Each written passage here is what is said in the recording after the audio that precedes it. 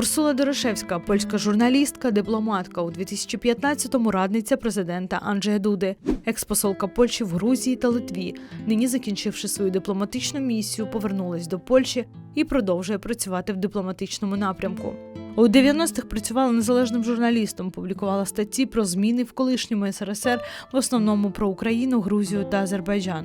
Дорошевська керувала програмами допомоги, що реалізуються в Україні, зокрема Криму та країнах Південного Кавказу. На початку 90-х Дорошевська часто навідувалась до Криму, писала статті про кримських татар та їх повернення на рідну землю.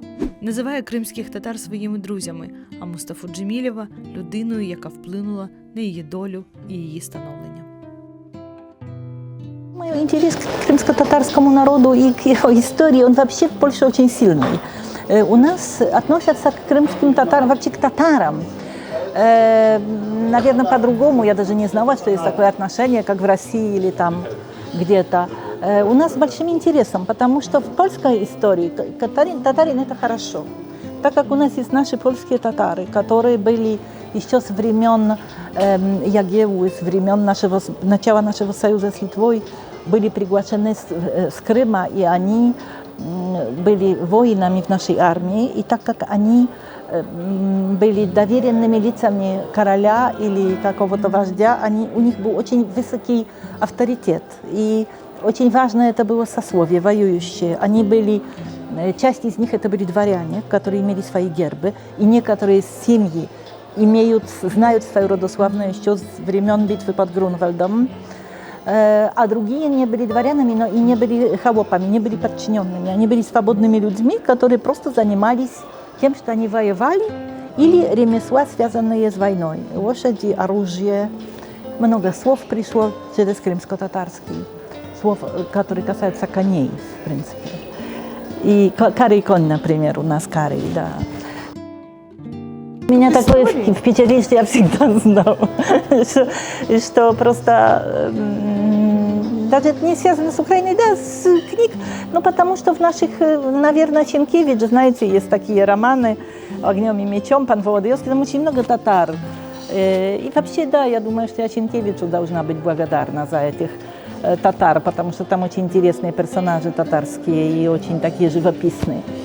И в Польше это первая ассоциация, поэтому это одно. А другое, что вот я была в круге людей, которые бунтовались против этого режима, и мы были еще до солидарности, делали разные акции против власти, потом подготавливали солидарность в 80-м году. И мы искали информацию о том, что происходит в таких странах, как наша. Если там в Чехословакии или в Венгрии не было трудно найти соратников, то в Советском Союзе трудно, потому что там трудно было вообще доехать даже. Но все-таки какие-то информации доходили через эмиграционные журналы, через Радио Свобода. Мы же все слушали Радио Свобода, а Мустафа Ага и крымские татары от разные истории, они были в радио, о них рассказывали.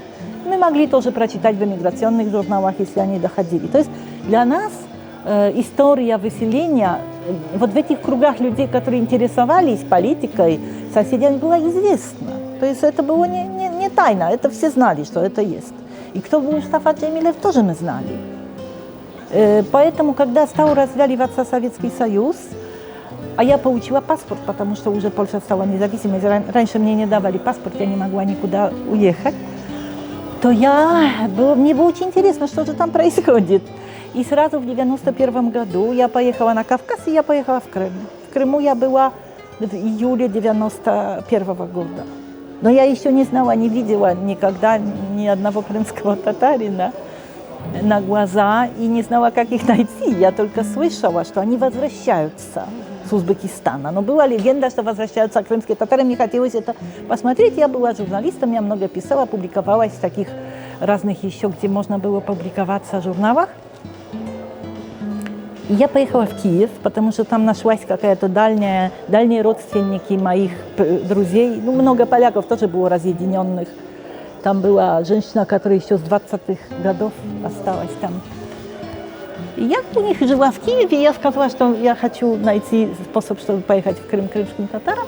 Они говорят, тогда надо в Рух пойти, и в Руху нам скажут. Я поехала в Рух на площади Перемоги и говорю, что... мне там очень понравилось, потому что они разговаривали сразу и на украинском, и на литовском, и на белорусском. Я себя как хорошо почувствовала. Меня там кто-то представил, что я журналистка с Польши, и что я хочу к крымским татарам. Они говорят, тогда надо в Меджлис позвонить. Я тогда первый раз послышала слово Меджлис. Ну, они посадили меня, звонят. Оказалось, это был дом сервера Керимова. И я помню, я говорю, здравствуйте, я журналистка с Польши, я бы хотела написать о возвращении крымских татар, могу ли я приехать? А сервер говорит, а на татарскую свадьбу хотите попасть? Я говорю, конечно, ну тогда мы вас приглашаем. Ну, я с ними договорилась, я полетела на самолете из, как это, маленький аэропорт назывался в центре Киева. Да, с Жульян, такой страшный там был Ан-24. Потом я не летала раз 20 или 30. И они меня встретили в Бахчисарае, вот сервер Керимов, и такая археолог из Хансарая Алие. И действительно я на следующий день попала на татарскую свадьбу. И все очень интересные истории мне рассказывали, я только сидела и записывала, потому что это были, прекрасные, очень интересные, но вы сами знаете, у вас в каждой семье есть такие истории. И в этот же вечер я там у него дома пришел Мустафа Джемилев с Афинар. Я первый раз увидела, это для меня было как Святой Николай, то есть как какой-то персонаж из фантастики. Я была так счастлива, что я его вижу своими глазами. И вот, я очень много мне рассказали красивых историй, я очень люблю красивые истории. Потом я стала что-то писать в такой журнал, в другой журнал, но мне хотелось что-то сделать, потому что мне очень понравилось, что люди работают, что люди что-то делают, что они строятся, что они... Вот вся эта история возвращения, то, что я видела, потому что это было время, когда только времянки строили на земле, без дорог, без воды, без электричества, много детей. И это было для меня настолько потрясающе, что я хотела как будто остаться в этом мире. Мне так понравилось. И потом я уже искала такие способы тоже, чтобы этих людей вовлечь в какие-то сотрудничества, потому что мне было интересно и показать их в Польше, и им показать немножко другой мир, потому что это были люди, которые мне очень понравились, очень мне понравилась их здравый смысл, чувство юмора и такая серьезность, но такая настоящая серьезность, без... Да, и... То есть вы вот это время самозахватов тоже застали? Да, это было самое время самозахватов. Там был такой самозахват как называется, недалеко от Аушты, да, Красный рай. Да, я там была, я видела их, как они там... это даже было в том же году, мне кажется, или в следующем, в 91-м или 2-м. Я написала репортаж, потом я еще нелегально ездила в Севастополь, который был тогда закрытым городом. Там у меня получились очень хорошие репортажи, даже потом какая-то крымская пресса их перепечатала, такая проукраинская. А потом уже я начала искать способы, чтобы сделать какие-то проекты, потому что в это время были разные проекты для Украины, которые финансировали американцы. Еще не было, почти не было еще европейских или польских. Но нам удалось основать фонд в Варшаве, который этим занимался. Не только этим, но также и сотрудничеством с Украиной, с Беларусью. Но как раз я искала возможности для сотрудничества с крымскими татарами. И в течение этих лет у нас было очень много общих поездок Мы подружились с Фондом образования для демократии Krzysztofa Stanowskiego, который подготовил тренеров, которые вводили новые методы обучения, потому что мы поддерживали крымско-татарские школы, и мы хотели помочь крымско-татарским школам, чтобы они были как можно более современные, чтобы новые методы образования ввести. Я тоже покупала обыкновенные, но в этих школах ничего не было, обыкновенные карты, чтобы дети могли увидеть, как выглядит современный мир, карты с новыми границами, потому что там у них висели только СССР, и они, бедные, сидели в классе, и перед глазами у них только был СССР, где Европа была где-то там в самом конце. Я назвала это проект «Добро пожаловать в Европу». То есть я говорила, когда вот хотела представить свои проекты, что вот крымские татары – это коренный европейский народ, который был специально выселен в Азию, чтобы от него избавиться. Теперь возвращается, это наш сосед, и мы должны ему тут помочь, его вернуть в Европу.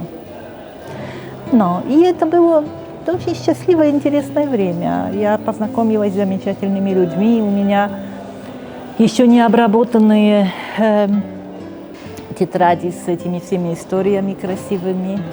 Я сама была под большим влиянием, конечно, крымских сонетов, потому что когда я ехала в Крым, я взяла с собой Мицкевича крымские сонеты, и я, к моему удивлению, увидела, что все так, как он там пишет. Вы прочитаете и увидите, что... И так мне хотелось, чтобы крымским татарам об этом рассказать. И потом, когда я познакомилась с вашим поэтом, уже покойным Шакиром Салимом, как-то я его уговорила, но он тоже заинтересовался перевести это на крымско-татарский. Правда, он польский не знал, но я нашла такую книгу, где были переводы, которые делало очень много, и самых лучших поэтов, и российских, и украинских. Такая, там, наверное, 60 этих переводов.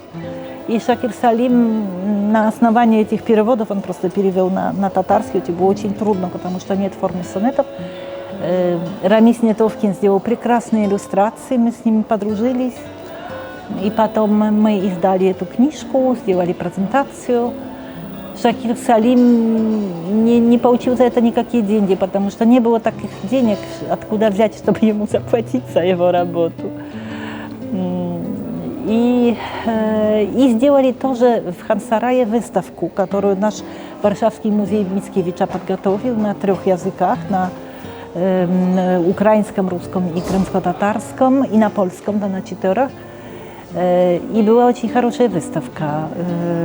Может, там еще что-то от ней осталось в подвалах Хан-Сарая.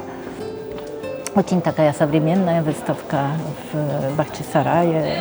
Наверное, в 2005 году или в 2006, потому что в 2006 году я уже начала работать у покойного президента Леха Качинского, и у меня не было времени. Я там работала 1,5 года, потом уже я поехала в Грузию как посол, и уже я просто не было уже времени. То есть больше 10 лет вы ездили? Больше 10, да, и очень много. Очень много я там иногда была, месяц-два, потому что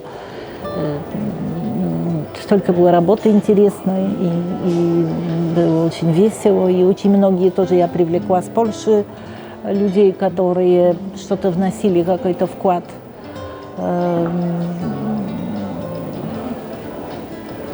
Да, музей, мы посылали тоже работников музеев, чтобы они посмотрели, как современный музей выглядит.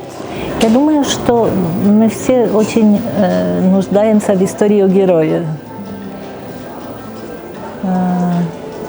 И история крымских татар, она вовлекает, потому что это история героическая.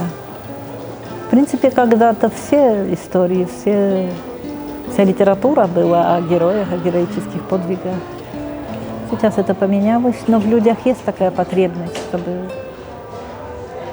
Вот для меня это было самым важным. У нас было государство многонациональное и многорелигиозное. И мы гордимся тем, что у нас в нашей стране не было никогда религиозных преследований. и что у нас все занимали свое место. И мы были, когда на Западе были религиозные войны и воевали католики с протестантами или там еще кто-то с кем-то на почве религиозной, они бежали к нам. И хорошо делали, потому что приезжали образованные ремесленники из Запада, которые у нас поселялись, потому что у нас никто протестантов не преследовал. Мусульмане могли нормально жить и еще строили мечети наши правители, потому что были обязаны, также строили костелы, церкви, мечети, синагоги евреям, потому что они жили, были мусульмане, шляхта, имели право голоса, не могли быть избранными, но могли выбирать. Только интересно, что наши мусульмане, дворяне, они, конечно, как мусульмане, не могли иметь подчиненных рабов, мусульман. Поэтому, если имели, то это были христиане. В Крыму мне очень понравилось то, это очень, конечно, смешно и для всех, что сперва дают кофе и сладости, и когда думаешь, что ничего больше не будет, тогда приносят плов. Потому что у нас, конечно, кофе и сладости подают в конце, как десерт, да. А вот тут просто гость приходит, получает кофе, думает, ну все, я голодный, останусь. А потом сидит, разговаривает. Да, ну стараюсь следить за тем, что происходит в Крыму. Не хватает мне общения с людьми, но я думаю, что не буду моим друзьям, которые живут в Крыму, морочить голову, потому что лучше это не делать, но о них все время думаю. Очень много поляков были переселены после войны, потому что у нас поменялись границы. Очень большая часть Польши была занята Советским Союзом, а великие державы нам подарили очень большой кусочек Германии. Ну, там раньше на части этой земли тоже была Польша. И это большая травма для людей, которые вынуждены были покинуть свою родную землю, потому что если бы они там остались, то их, как поляков или как людей образованных, уничтожили бы. Но я тоже из такой семьи, с которой часть, вот моя мама родом из территории, где сейчас Беларусь. И тоже, может быть, поэтому для меня вот эта история с тем, что мы возвращаемся домой, очень важна. Очень красиво, я очень хорошо понимаю.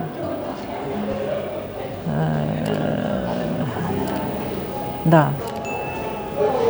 И это, наверное, нас объединяет тоже с крымскими татарами. Вот эта любовь к дому, который человек потерял и теперь думает об этом доме.